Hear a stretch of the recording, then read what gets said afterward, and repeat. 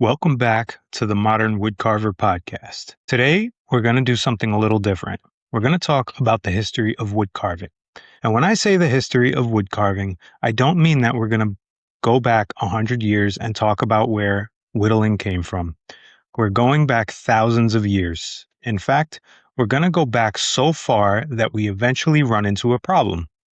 Wood doesn't survive very well. Stone survives, pottery survives, bone survives, metal survives, but wood decomposes. So when archaeologists look back tens of thousands of years, we're probably seeing only a tiny fraction of the woodworking and wood carving that human beings actually produced. And that makes the history of wood carving really interesting. Because carving wood may be one of the oldest forms of art and craftsmanship practiced by human beings, but most of its earliest history has literally disappeared. What we do know tells us an incredible story. Wood carving has been used to make tools, it has been used to tell stories, it has represented gods and ancestors. It has decorated temples, churches, homes, furniture, and ships. It has been used to record family histories. It has been used to create toys. It has been used to make hunting equipment. It has been used as entertainment. It has been used as an occupation. It has been a hobby. It has been considered craft. It has been considered fine art. And today, somebody can sit on their porch with a carving knife and a 2-inch block of basswood, carve a little character, record it on their phone, and show it to someone who's on the other side of the world. But the fundamental action they're performing is ancient. You take a piece of wood, you take a sharp edge, and you remove everything that doesn't belong. So today, I want to follow that idea through history. We're going to start before written history. Then we'll move through ancient civilizations, Africa, Asia, indigenous carving traditions, medieval Europe, the Renaissance, the great decorative carvers, folk carving, whittling, industrialization, carving clubs, caricature carving, wildlife carving, chainsaw and power carving, and eventually the internet and the wood carving community that exists today. And I think when we're finished, we'll see that the history of wood carving isn't really just the history of an art form. It's part of the history of human beings that make things with their hands. Trying to identify the first wood carver is impossible. There wasn't a moment where someone suddenly invented wood carving and everybody else copied them. Human beings interacted with wood long before written history, and probably long before what we would recognize as civilization. Imagine the materials available to prehistoric humans: stone, bone, animal hide, plant fibers, clay, and wood. Wood would have been everywhere in many environments. It could become a spear, a digging stick, a handle, a bowl, a shelter, a club, a tool, eventually a boat. And at some point, humans discovered that a sharp stone could shape it. That is essentially the beginning of woodworking. And once humans realized that they could shape wood for practical purposes, it's difficult to imagine the decorative and symbolic carving wouldn't eventually follow. The problem is archaeological preservation. If somebody carved a wooden figure 20,000 years ago and left it in a normal soil, chances are almost nothing would remain today. So the absence of surviving wood doesn't mean the absence of woodworking. One of the most important examples is the Shigar idol. The Shigar idol was discovered in the Ural mountain regions of Russia in the late 19th century. It had been preserved in peat. Peat bogs can create conditions where organic materials survive far longer than they normally would. And this particular object completely changed our understanding of prehistoric wooden sculpture. The Shigar idol is approximately 12,000 years old. Think about that. 12,000 years. It was created around the end of the last ice age. This is thousands of years before Stonehenge, thousands of years before the Egyptian pyramids, and whoever created it was merely hacking at a log. The idol contains deliberate geometric designs and human-like faces. It demonstrates planning, symbolism, tool control. and probably some form of cultural meaning that we can no longer completely understand. We don't know exactly what those markings meant. They may have represented spirits, ancestors, stories, boundaries, cosmology, maybe something completely different. But we know somebody intentionally transformed a tree into something meaningful. And that's an important distinction. The wood stopped simply being material. It became an object carrying an idea, that is, sculpture. And that idea continues throughout virtually every culture we're going to discuss. Of course, the first carvers didn't own a modern detail knife. They didn't have hardened tool steel. They didn't have palm gouges. They didn't have sharpening systems sitting next to them on the bench. Early woodworking tools were made from stone. A sharp flake could cut fibers. Stone axes could remove larger amounts of material. Adzes could shape surfaces. Scrapers could refine them. Eventually, copper, bronze, and iron transformed woodworking. But here's something interesting. Even with primitive tools, ancient woodworkers had to understand something every beginner woodcarver still struggles with today: grain direction. Wood is not uniform. You're cutting bundles of fibers. Cut in one direction and the knife behaves beautifully. Reverse directions and suddenly the grain lifts and your carving splits.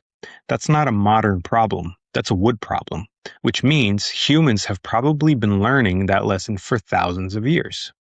When we reach ancient Egypt, the archaeological record becomes much richer. The dry Egyptian climate helped preserve wooden objects that would have disappeared elsewhere. And what survives demonstrates that ancient Egyptian woodworkers were extraordinarily sophisticated. By roughly 3000 BCE, Egyptian craftspeople were producing furniture, coffins, statues, architectural components, and household objects. Wood also presented a challenge in Egypt. Large, high-quality timber wasn't endlessly available. Egyptians used local species such as acacia and sycamore fig. But valuable woods were also imported. Cedar from Lebanon became especially important. That tells us something about woodworking even thousands of years ago. Good material mattered. People transported desirable wood enormous distances. Modern woodworkers sometimes obsess over finding the right species or the perfect piece of grain. Apparently, we have been doing that for quite a while. Wooden figures played important roles in Egyptian religion and burial practices. Egyptian beliefs about death involved preparing for existence beyond physical death. Tombs contained objects intended to accompany the deceased. That include wooden figures representing servants, workers, and other people. Some figures showed everyday activities: people baking bread, brewing beer, working, sailing, performing tasks that might be needed in the afterlife. Wood carving therefore became something more than decoration. It becomes part of a belief system. One particularly famous wooden sculpture is the statue of Ka-Aper, sometimes spelled Sheikh el-Balad. It dates to roughly the 3rd millennium BCE. The sculpture demonstrates surprisingly naturalistic observation. The body has weight, the face has personality. Figure feels like an individual rather than simply a geometric symbol. And remember how old this is. We're looking at sophisticated representational wood sculpture more than 4,000 years old. Egyptian woodworkers used tools that start looking increasingly familiar: adzes, chisels, saws, drills, axes. Early tools were made from copper. Later, bronze improved durability. Eventually, iron would transform edge tools even further. But the fundamental concept remains recognizable. Take a chisel from an ancient woodworking site and compare its function to a modern carving chisel.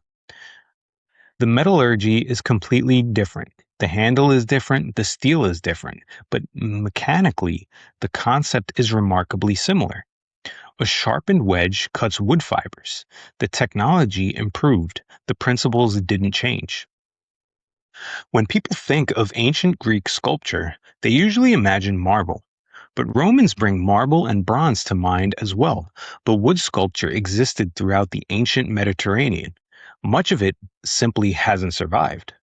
Ancient Greek religion included wooden cult images, sometimes described using the term zoanon. These figures represented deities and could possess enormous religious importance. The fact that relatively few survive can distort our understanding of ancient sculpture. Museums are filled with stone partly because stone survives. That doesn't necessarily mean ancient people preferred stone for everything. The archaeological record is biased towards materials that don't rot. Roman craftspeople likewise worked extensively in wood. Furniture, architectural elements, religious objects, decorative panels, household objects, ships, tools. And by the Roman period, iron woodworking tools were well developed. A Roman woodworker could recognize many of the basic functions represented in a modern toolkit. The materials and ergonomics evolved enormously, but the fundamental cutting actions, slicing, chopping, gouging, drilling, sawing, and scraping, were already understood.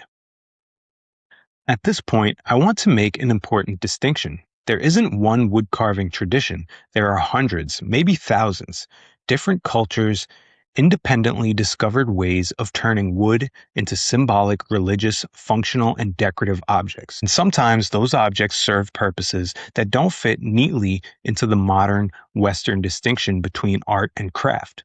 Today, we might put a carved mask on a wall and call it artwork, but historically, that mask may have been created specifically to be worn during a ceremony. Its meaning wasn't separated from its use. Understanding that is important when looking at traditional carving cultures. Across Africa, numerous cultures developed extraordinary carving traditions, and we need to be careful with the phrase African carving. Africa is enormous. Talking about African wood carving as one tradition would be like talking about all European art as one tradition. Carving traditions of the Yoruba artists are not identical to those of the Chokwe, Congo, Dogon, or countless other peoples. Different regions developed different aesthetics, religious systems, and carving practices. But wood sculpture became deeply important in many societies. Carvers created masks, ancestral figures, royal objects, stools, doors, vessels, ceremonial figures, architectural decoration, objects associated with divination, objects associated with political authority, and objects associated with communication between the human and spiritual worlds. In some traditions, becoming a carver wasn't simply choosing an occupation. Carving knowledge could be inherited or learned through apprenticeship. The carver might occupy an important social position. There could be rules surrounding what was carved, how it was carved, and who could use the finished objects. That challenges a modern idea we often have about creativity. Today, we sometimes ask, what does the artist want to express?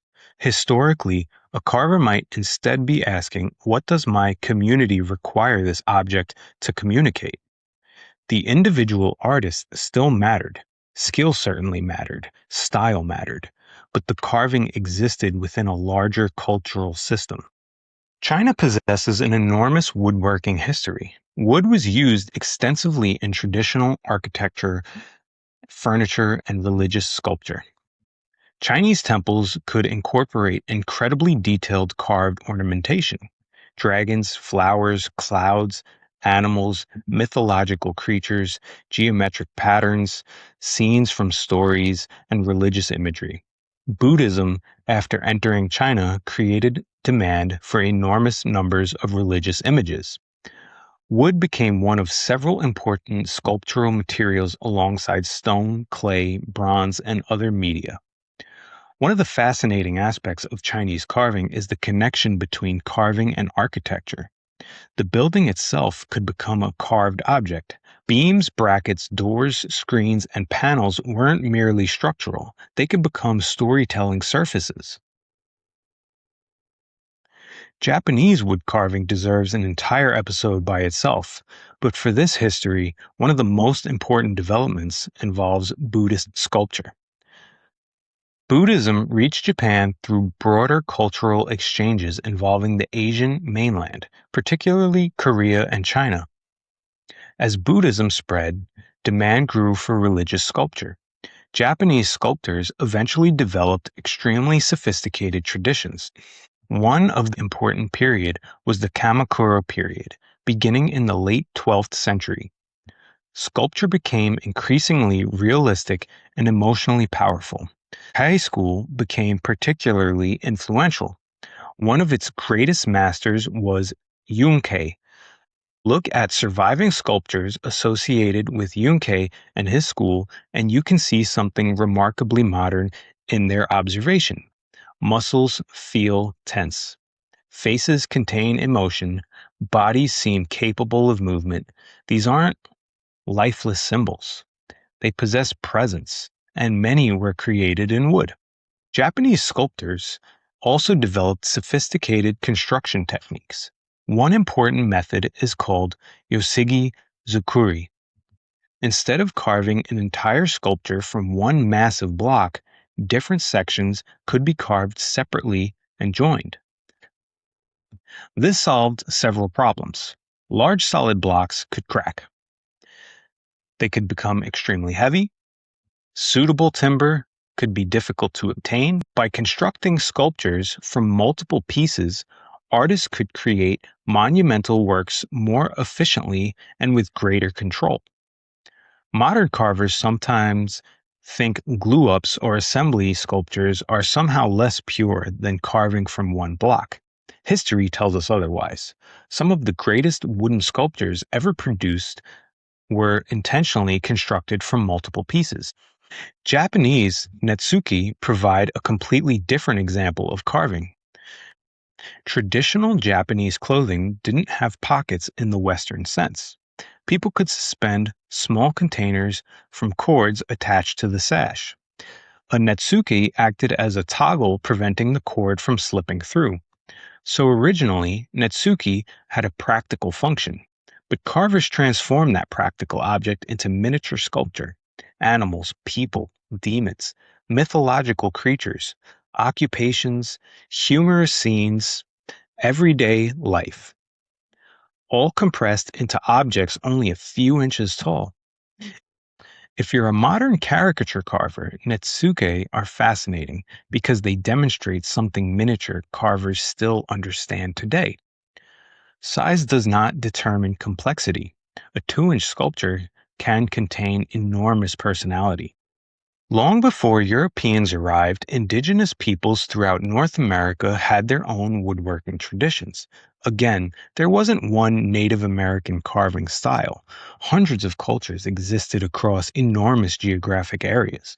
One of the most spectacular woodworking traditions developed among peoples in the Pacific Northwest coast. Cedar was central to many of these cultures.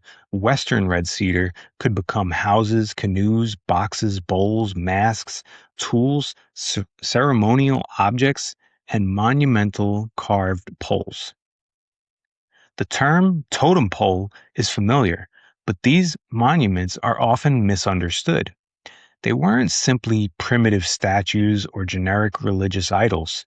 Different poles could commemorate people, record family histories, display crescents, mark events, or serve architectural or mortuary purposes. Their meanings depend on the culture and context. Many indigenous peoples developed distinctive traditions.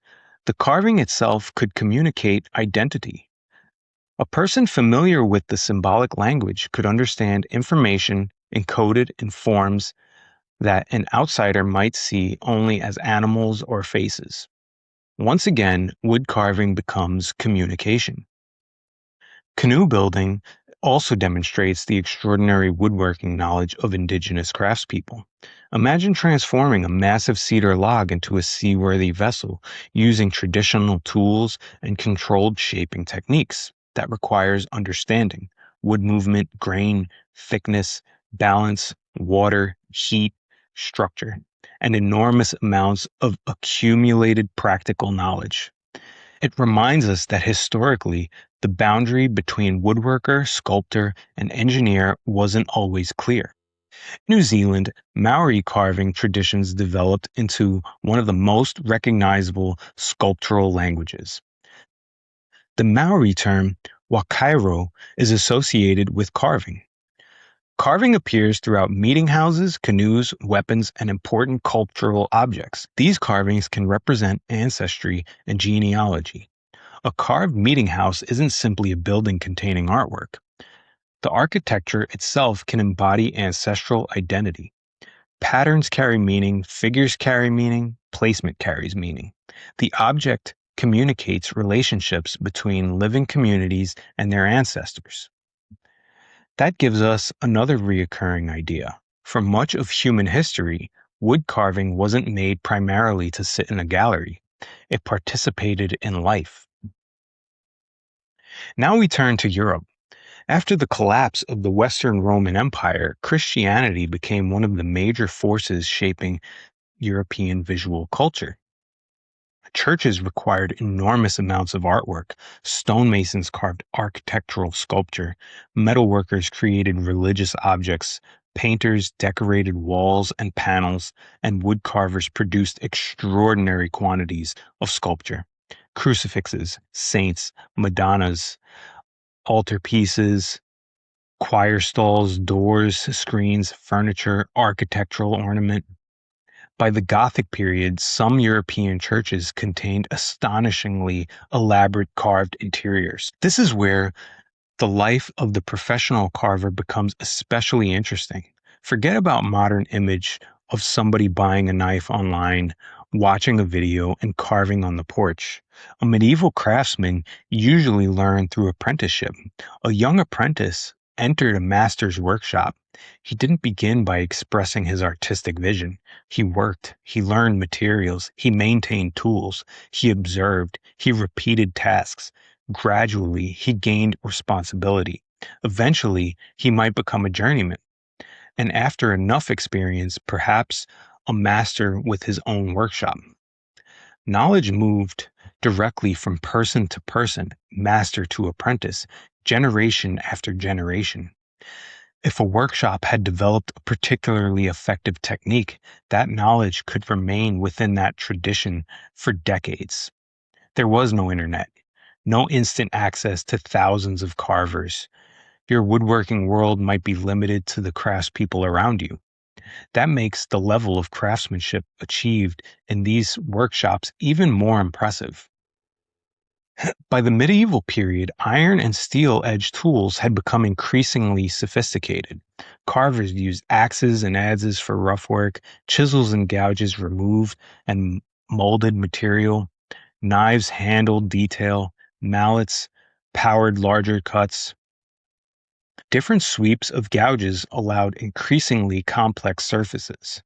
A modern professional carver transported back to the medieval workshop would obviously notice enormous differences, but they would recognize the fundamental process.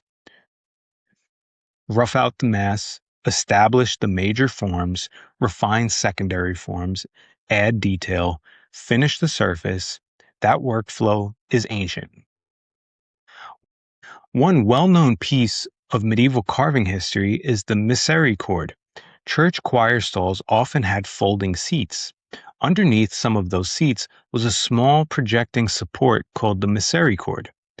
Because the carving was relatively hidden, craftsmen sometimes had more freedom with the imagery. And this is where medieval woodcarvers suddenly became very relatable. You find animals, monsters, people working, folklore, grotesque faces, humorous scenes, sometimes imagery that seems completely out of place inside a serious medieval church. It's almost like the medieval carver saying, I've carved saints all week, I'm putting a ridiculous creature under this chair. And hundreds of years later, somebody finds it. I love that because it reminds us that these weren't anonymous machines producing historical artifacts. They were people. Craftsmen had personalities, they had humor, they got bored, they experimented, They probably made mistakes. They probably complained about difficult grain. Some things never change. During the Renaissance, European art increasingly emphasized observation of the human body, perspective, classical antiquity, and individual artistic achievement. Wood sculpture became incredibly sophisticated. Germany and surrounding regions developed especially strong traditions of carved altarpieces and religious sculpture. One of the greatest wood sculptors was Tilman Riemenschneider. Around 1460, Riemenschneider became famous for incredibly expressive religious sculptures. He frequently worked in lime wood. Faces carry emotion, fabric folds around bodies, hands communicate gesture, hair and beards create texture. But what was especially interesting for a woodcarver is how intelligently the material is used. The carving isn't fighting the wood, the design and material cooperate. And here's where modern American carvers have a direct connection to Renaissance sculpture. European sculptors frequently used lime wood or linden. American basswood belongs to the same genus, Tilia.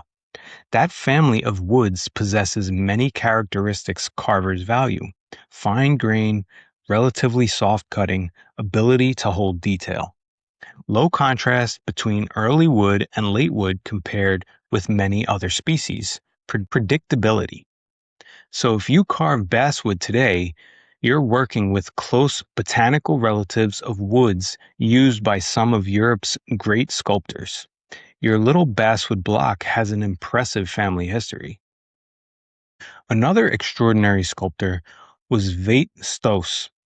His massive altarpiece in the Krakow is among the masterpieces of the late Gothic wood sculpture. Think about the scale difference between this and modern whittling. We often talk about 3-inch figure. These workshops were creating architectural environments filled with life-size or near life-size figures. Multiple craftsmen could participate. Different components were carved separately. Then everything was assembled into an enormous visual narrative. Wood carving could essentially become a wooden architecture. By the 17th century, European decorative carving became increasingly dramatic. The Baroque loved movement, drama, emotion, curving forms, deep shadows, rich ornament. Walk into some Baroque churches and almost every available surface appears alive. Columns twist, angels emerge from clouds, leaves crawl across architecture, frames become sculpture. Wood is carved and gilded until it almost stops looking like wood. This required specialized craftsmanship operating at extremely high levels. If you're interested in decorative carving, one name you absolutely need to know is Grinling Gibbons. Gibbons lived from 1648 to 1721 and worked primarily in England. His specialty was extraordinarily delicate decorative carving, often using lime wood, flowers, leaves, fruit, birds, ribbons, musical instruments. His carvings can appear almost impossibly fragile. Some petals are carved thin enough that visually they stop reading as lumber. They look like actual flowers. That's an extraordinary accomplishment because carving delicate forms creates a fundamental structural problem. Wood has grain. Make something too thin across weak grain and it snaps. So carving something visually delicate requires tremendous planning. You need to understand exactly how much material can safely remain. Gibbons became so influential that his style affected decorative carving for generations. During the 17th, 18th, and 19th centuries, furniture became another enormous outlet for professional wood carving. Think about high-end furniture before industrial manufacturing. Chair backs, chair legs, claw and ball feet, cabinet doors, bedposts, mantels, clock cases, mirror frames, staircases, architectural interiors. all could require carving. Styles changed: Baroque, Rococo, Gregorian, Neoclassical, Federal, Victorian, and each style created demand for craftsmen capable of reproducing fashionable motifs. The professional carver wasn't necessarily making one of a kind gallery sculpture. He might spend enormous amounts of time producing ornamentation for furniture and architecture. Wood carving was an industry. European settlers brought carving traditions to North America. Carvers worked in growing cities including Boston, Philadelphia, and New York. Furniture makers adapted European styles to local materials and customer tastes. Architectural carving decorated homes and public buildings. Religious carving continued. And another specialized carving profession became especially important in maritime communities: the ship carver. Historic sailing ships could contain extensive carved decoration. The most recognizable feature was the figurehead mounted at the bow.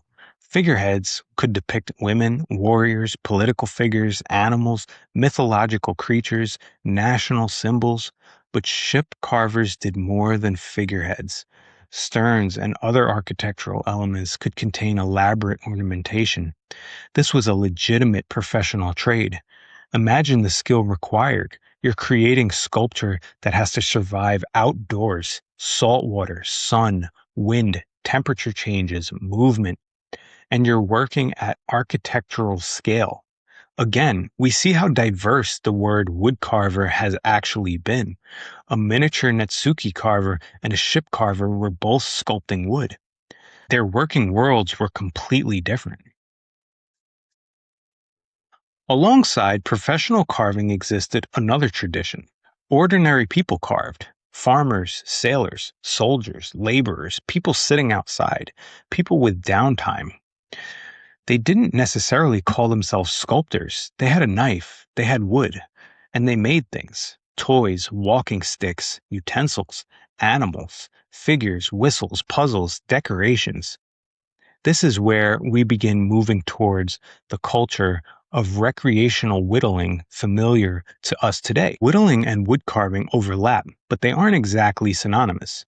Wood carving is the broader category. You can carve with gouges, chisels, mallets, knives, power tools, chainsaws. Whittling refers to carving primarily with a knife. Historically, that simplicity made it incredibly accessible. You don't need a workshop. You don't need 20 gouges. You don't need a bench. You need a sharp knife, a piece of wood, and some time. That's probably why whittling became such a powerful folk tradition. Then, something happened that completely changes the professional carving world: machines. Industrialization transformed manufacturing. Furniture could be produced faster. Repeated decorative components could increasingly be machine made. Factories could produce objects at scale no individual workshop could match. Hand carving didn't disappear, but its economic role changed. Carved furniture component that once required a skilled craftsman could potentially be produced much more cheaply by using industrial methods. This is one of the great transitions in carving history. For thousands of years, carving skill had significant practical and economic importance. Now machines could replace portions of that labor. And ironically, that helped carving gradually become something many people pursued precisely because it wasn't necessary. It became recreation, personal expression, a hobby. Not everybody celebrated industrialization. During the 19th century, the arts and crafts movement reacted against what its supporters saw as the ugliness and dehumanization of mass production. William Morris became one of the movement's most famous voices. The basic philosophy emphasized handmade work, good design, honest materials, craftsmanship. The relationship between maker and object. The philosophy sounds surprisingly contemporary. Today, people talk about the maker movement, supporting small businesses, buying handmade tools, buying handmade furniture. Knowing who made your object, valuing imperfections that prove a human hand was involved. Those ideas aren't new. They are part of a long reaction against mass production. Scandinavia developed influential woodworking traditions centered around knife-work and practical household objects. One important concept was Swedish slöjd. Slöjd developed an educational system that used handcraft to teach more than woodworking. The idea was that making things trained the person. Patience, coordination, accuracy, problem solving, independence. The project wasn't merely the outcome. The act of making had educational value. Again, that's an idea modern carvers can understand. Sometimes the carving isn't important because you need another wooden figure. The carving matters because of what happened while you were making it. Scandinavian folk traditions also helped develop a style extremely influential in modern figure carving, flat plane carving. Instead of sanding everything perfectly smooth, the carver deliberately leaves the facets created by the knife. Those facets catch light. They simplify anatomy. They communicate form efficiently. One of the most celebrated Swedish carvers associated with this tradition was Axel Petersen. His figures portrayed ordinary people, farmers, workers, groups, scenes from everyday life. They weren't polished into anatomical perfection. They had character. The tool marks became part of the artwork. And that idea becomes incredibly important later in caricature carving. By the 19th and early 20th centuries, whittling became strongly associated with American leisure. Think of the classic image, someone sitting on a porch, maybe outside a general store, pocket knife in hand, shavings accumulating around the chair. That image became almost a cultural stereotype, but it reflected something real. Whittling requires almost nothing. And in a world before smartphones, television, and endless entertainment, people had more moments where their hands needed something to do, so they carved. Whittlers developed projects designed partly to demonstrate skill. Wooden chains carved from one continuous piece, balls trapped inside cages, interlocking forms, puzzles, fans. These carvings are interesting because the finished object demonstrates something the viewer initially doesn't understand. How did the ball get inside? The answer is, it was already inside. You removed everything around it. That is almost a perfect explanation of subtractive sculpture. The final object was conceptually inside the block the entire time. The carver just revealed it. During the 20th century, caricature carving became an especially important North American tradition. Realistic sculpture asks, how accurately can I represent anatomy? Caricature carving asks a different question. How far can I exaggerate anatomy while still making the character believable? Big nose, huge ears, oversized boots, tiny legs, enormous beards, wrinkled face, crazy hat.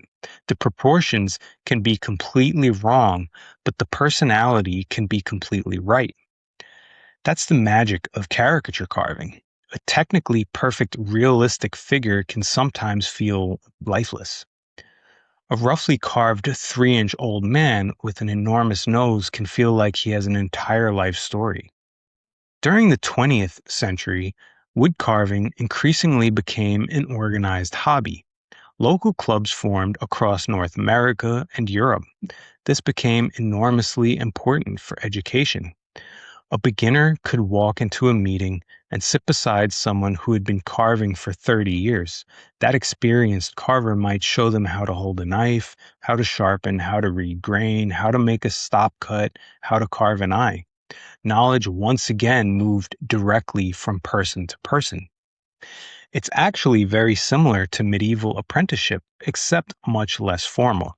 The carving club becomes the workshop. Clubs led naturally to shows. Shows allowed carvers to display their work. sell carvings, buy tools, attend demonstrations, compete, meet other carvers. Categories developed around different traditions: realistic human figures, caricatures, birds, fish, relief carving, chip carving, miniatures, pyrography sometimes overlapped. Carving became a community rather than merely an individual pastime, and that community structure still exists today. Another interesting 20th century development was specialization of the carving knife. For centuries, people often carved with whatever sharp knife was available: pocket knives, utility knives, general purpose knives. Eventually, manufacturers and individual makers increasingly designed blades specifically for carving. Short detailed blades, long rough out blades, thin profiles, specialized handle shapes, palm tools, micro gouges, hook knives. The tool became optimized for the task.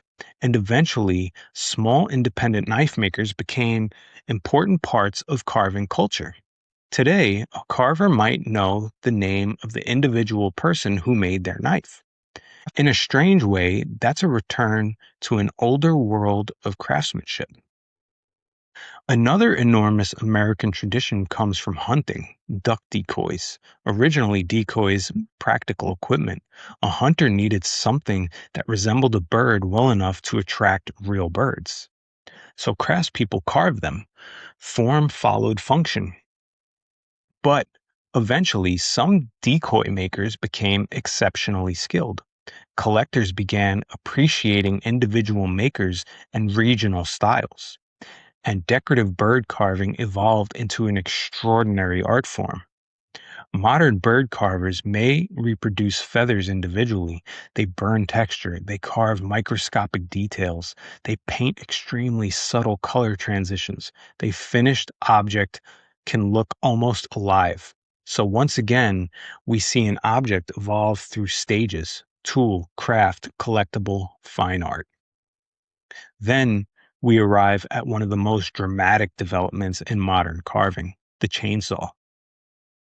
The chainsaw was obviously developed for cutting timber, not creating sculpture. But artists eventually realized if this removes wood, it's a carving tool, just an extremely aggressive one. Chainsaw carving grew significantly during the 20th century. The classic chainsaw bear became almost its own category. But modern chainsaw artists produce extraordinary work: eagles, wolves, human figures, fantasy characters, massive installations, competition pieces. The physical scale can be enormous. And the working method is almost the opposite of miniature carving. A Netsuke carver may remove fractions of a millimeter. A chainsaw carver may remove 50 pounds of wood in minutes.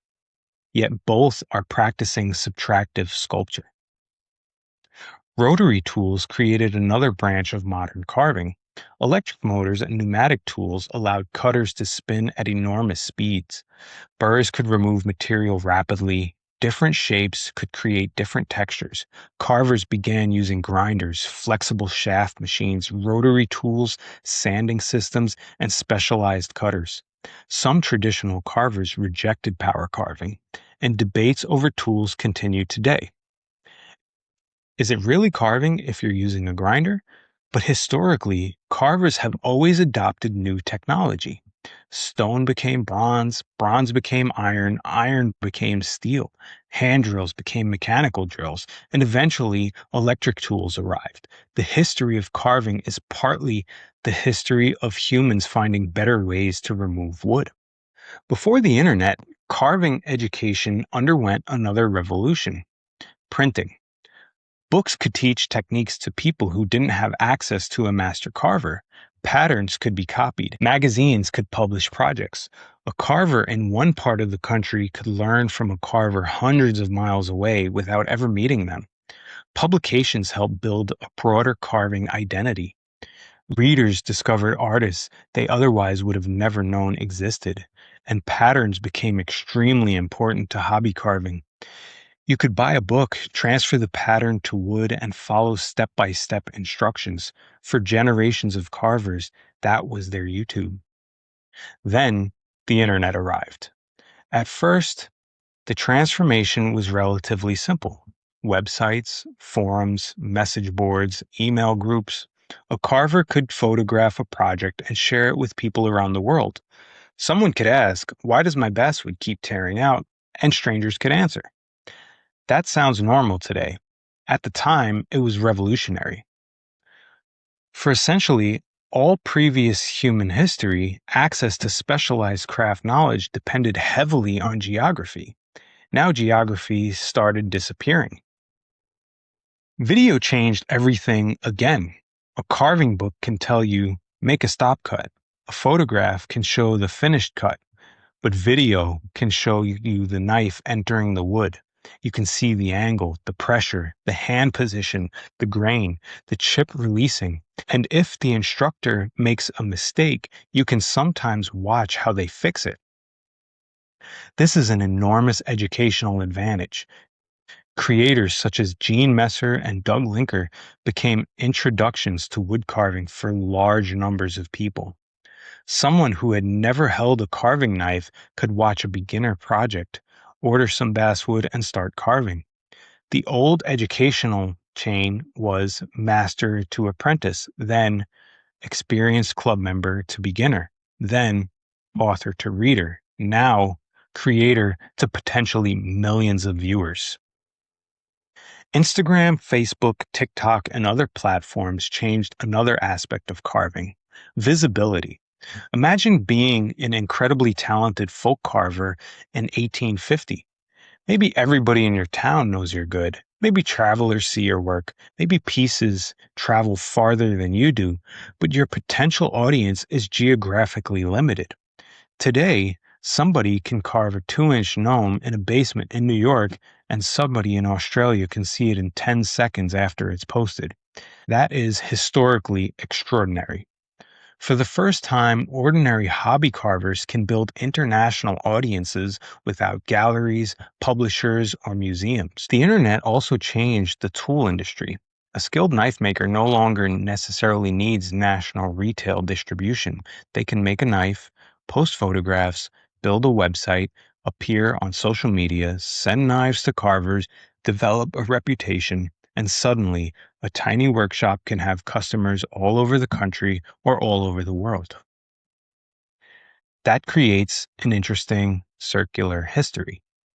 Industrialization once pushed handmade production aside. The internet has helped certain handmade businesses become viable again. A modern carving knife can combine traditional geometry, modern steel, modern heat treatment, handmade handles, and direct online sales. Old craft meets new technology. Today, the word woodcarver can describe completely different people. One person sits on a porch with one knife and basswood. Another owns 50 gouges and carves traditional relief patterns. Another carves spoons from green wood. Another carves hyper-realistic birds. Another uses chainsaw. Another uses rotary tool. Another creates abstract gallery sculpture. Another carves religious icons. Another creates caricatures. Another reproduces traditional cultural forms passed down through generations. Another carves simply because it relaxes them after work. They're all woodcarvers. That diversity may be one of the defining characteristics of contemporary carving. There is no single center anymore. After looking at thousands of years of history, here's the question I find most interesting. What has actually changed? Tools certainly changed: stone, bronze, copper, steel, iron, electricity, machines, power tools, communications changed, oral teaching, apprenticeship, guilds, books, clubs, magazines, forums, YouTube, social media, markets changed. Local customers, national customers became global customers, but the fundamental relationship hasn't changed much. A person looks at a piece of wood and imagines something that isn't visible yet. They begin removing material. Every cut creates a decision. Keep this, remove that, make it deeper, leave it higher, follow this grain, change direction, correct that mistake, and eventually the block becomes something else. If I had to reduce this entire history to one simplified progression, it might look like this. The prehistoric carver creates tools, vessels, and symbolic objects. The ancient carver creates religious sculpture, furniture, and architecture. The medieval carver works inside a workshop producing objects for churches, wealthy patrons, and communities. The Renaissance carver increasingly emerges as an individual artist. The Baroque and 18th century carvers work in churches, architecture, furniture, and ships. The 19th century carvers begins competing with industrial machinery. The folk carver continues making objects with simple tools. The early 20th century carver increasingly carves for the recreation and personal expression. The mid century carver joins clubs, attends shows, and learns through books. The late 20th century carver experiments with specialized knives, rotary tools, and chainsaws. And the 21st century carver learns from people around the world, purchases tools directly from tool makers, posts work online, and becomes part of a global community. But put one carver from each of those periods around a table, give everyone a piece of wood, give everyone an appropriate sharp tool, and despite language, culture, and thousands of years separating them, I think they would all understand what everyone else was doing. And that raises one final question. Why has wood carving survived?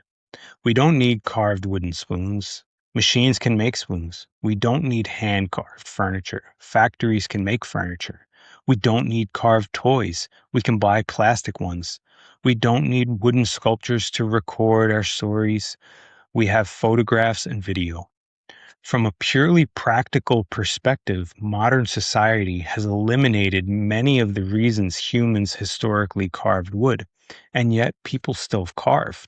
Why? I think part of the answer is that human beings don't make things only because we need the finished object. Sometimes we need the making. Satisfaction in transforming raw materials. There's satisfaction in developing skill. There's satisfaction in sharpening a tool and making a clean cut. There's satisfaction in looking at something and knowing that didn't exist before I made it. And perhaps that's something we share with that unknown person who carved the sugar idol thousands of years ago. We have no idea what that person was called. We don't know their language. We don't know exactly what they believed. We don't know what they would think of our world. But we know they looked at wood and decided to change it. They made marks deliberately. They transformed a tree into an object carrying meaning. 12,000 years later, we're still doing it. And that's what I think makes the history of wood carving so incredible. It's not a straight line. There was no one inventor. There isn't one country where wood carving began. There isn't one correct tradition. Human beings all over the world discovered the same basic possibility. Wood can be shaped. You can make it useful. Once you can make it useful, you can make it beautiful. And once you can make it beautiful, you can make it meaningful. Over thousands of years, people carved gods, ancestors, animals, furniture, ships, masks, saints, tools, toys, birds, walking sticks, totem poles, altar pieces, spoons, caricatures, gnomes, and probably a million other things that simply didn't survive long enough for us to know they existed. Today, we have better steel, better sharpening equipment, power tools, books, videos, social media, and instant access to other carvers around the world. But eventually, all of that disappears when you actually start carving. You're holding wood, you're holding a sharp edge, you're looking at grain, you're deciding where the next cut goes. That's an experience people have been having for thousands of years. And maybe that's why wood carving doesn't really feel outdated. It feels timeless because the tools around us continue changing. The way we communicate continues changing. The way we sell our work continues changing.